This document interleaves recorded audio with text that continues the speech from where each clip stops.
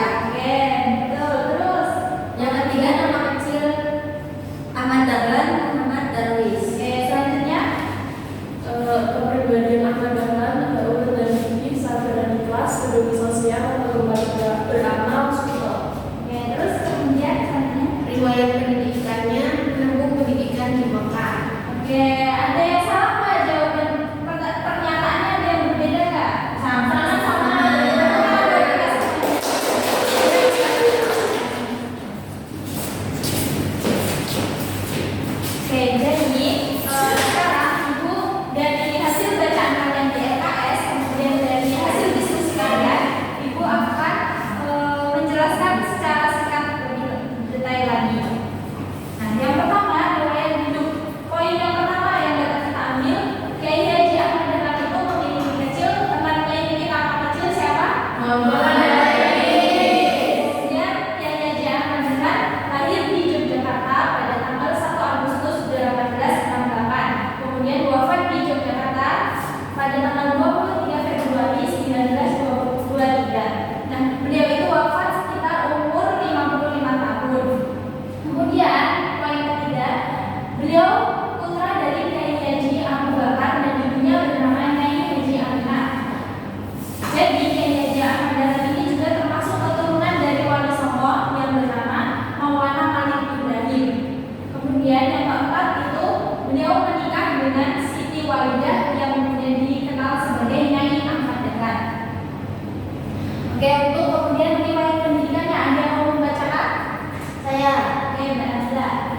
Kiai Haji Ahmad Dahlan lahir dari keluarga terkemuka. Sejak kecil ia menerima agama di pesantren-pesantren di Yogyakarta. Kemudian melanjutkan pendidikan di Mekah, Arab Saudi sejak tahun 1890-an.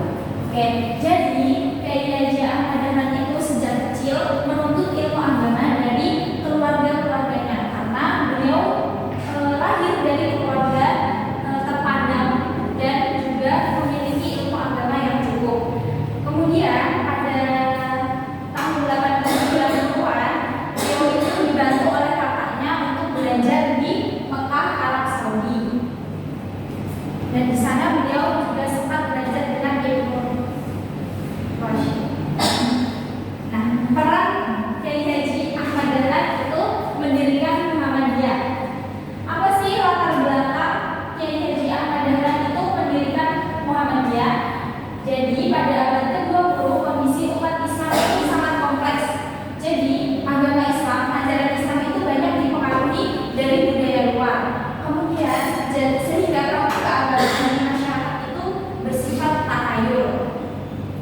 Nah, tujuan Kiai Haji Ahmad Dahlan mendirikan Muhammadiyah yang pertama yaitu memurnikan ajaran agama Islam. Ada yang tahu maksudnya apa? Tidak tahu. Jadi maksudnya memurnikan ajaran agama Islam itu agar umat Islam itu kembali ke Al-Quran dan hadis. Kemudian yang selanjutnya itu memajukan pendidikan dan yang ketiga memperbaiki kondisi sosial. Memperbaiki kondisi sosial itu seperti yang kita pelajari di awal itu Kiai Haji Ahmad Dahlan itu mendirikan banyak panti asuhan yang beryayasan Muhammadiyah. Kemudian kepribadiannya yang pertama apa anak-anak? Ulet dan gigi. Nah, ulet dan gigi ini bisa kita lihat dengan keuletan beliau, kegigihan beliau Kiai Haji Ahmad Dahlan itu dalam menyebarkan pembaharuan ajaran Islam. Bahkan banyak yang mengancam beliau untuk membunuhnya, tapi Kiai Haji Ahmad Dahlan itu tetap gigih untuk mempertahankan Muhammadiyah. Yang kedua yaitu sabar dan ikhlas.